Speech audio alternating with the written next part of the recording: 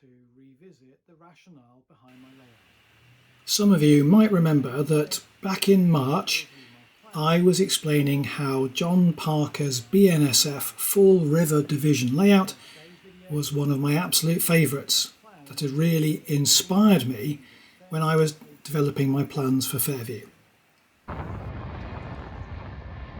At that point I had no idea that just a few months later I'd be able to visit John and have a look at his layout. So let's spend a few minutes thinking about what impressed me most about this wonderful, wonderful model railroad.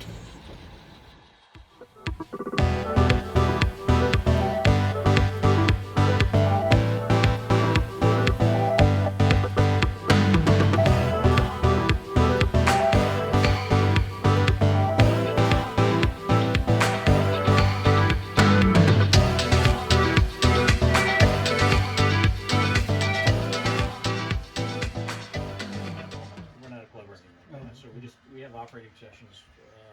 Guys come over and run trains around. And these are the wireless controllers. Hi again, everybody, and welcome back to what's going to be a very different update, because I'm just going to share with you some of my thoughts about the recent visit to John Parker's HO scale Fall River Division layout, and discuss why visiting it in the flesh, as it were, was an even better experience than I could have imagined back when I didn't think it would ever be possible.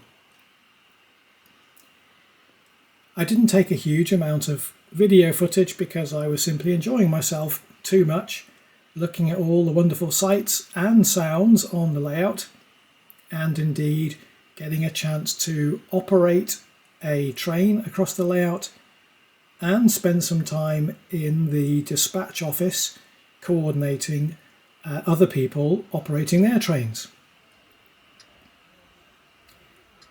So before I go any further, I just want to thank John again for the opportunity to visit the layout. It really was a terrific Sunday afternoon, and I came back to the UK full of ideas for things I'd like to try to implement here on Fairview.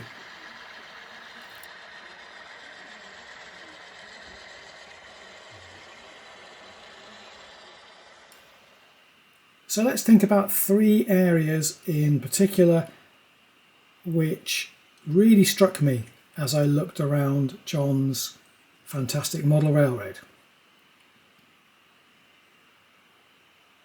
First of all, there's the fact that the Fall River Division is what modelers call a Proto Freelance model railroad. This means that John takes his inspiration from all sorts of areas, but the layout isn't specifically pinned to one real-life location. Rather, it's kind of an amalgamation of various locations dotted around sort of the general concept of the Rocky Mountains.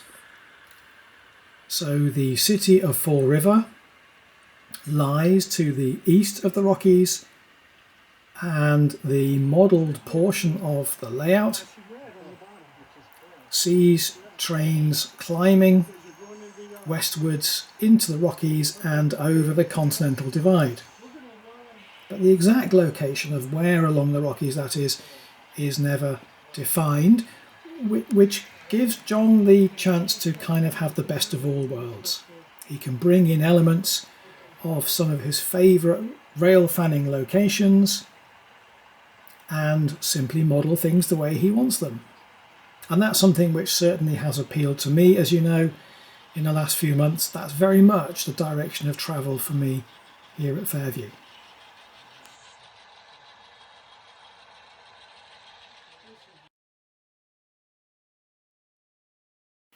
The second aspect that really appealed to me was the plausibility of John's plan for the layout.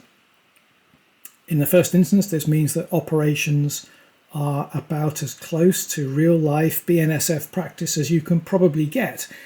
I mean, I'm not the best judge of that, I'm not an expert at all, but certainly watching other crews operating their trains, spending time observing and indeed participating in the dispatching side of things, it felt like a real hard-working railroad. And that's something which really appealed to me. But it was also plausible in the way that all the different elements of the layout kind of hung together. There was very much a sense of being in a real location, whether it was looking at the scenery or the layout of the yard, looking at the kinds of train services that were moving across the rails. All of it hung together in a way which was utterly believable without ever actually being one particular location. So that's quite important, I think, even more than before. I've come to realise that particularly if you go down the Proto Freelance route, then it's important that you have this element of plausibility to everything that you model.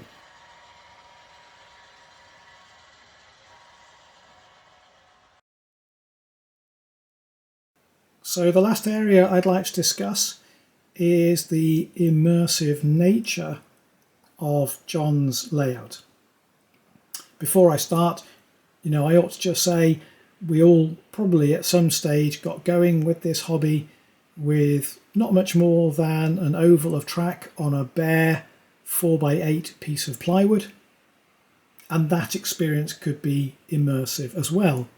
Indeed, some areas of John's layout haven't been fully scenic yet, so I don't just mean by this that the layout has wonderful grass and trees and mountains, which of course it does, but again that somehow the whole thing ties together wonderfully, whether it be the landscape itself, whether it be the nature of the buildings, the attention to detail in so many places. As I mentioned at the beginning, not just the sights but also the sounds of the layout, with crickets chirping and wheel flanges squealing as trains go around corners and things like that. Everything about it helps to give you the feeling that you are in the cab of your locomotive, operating your train up and over the Rocky Mountains.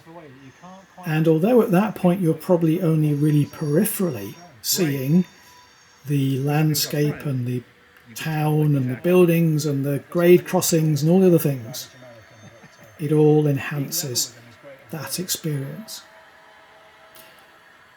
I should say just before I finish that there is a fourth factor that I'm kind of not going to attribute a number to right now, but that is the warm welcome that I received from everybody I met at John's house on that Sunday afternoon. John himself was a wonderful and gracious host. Mike, who did a terrific job of teaching me the ropes when I took over operating my own train across the layout, and everybody else who really enhanced the experience by being so welcoming and friendly and showing me all the wonderful things in the layout.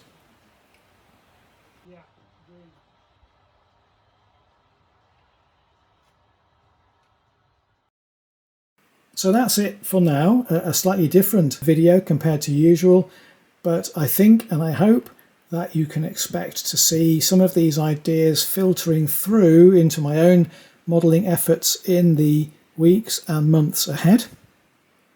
I should say that while I'm just editing this particular video, I've been making good progress finally on my new helix and staging yard, so I'm pretty confident now to say that you can expect a video update about that quite soon.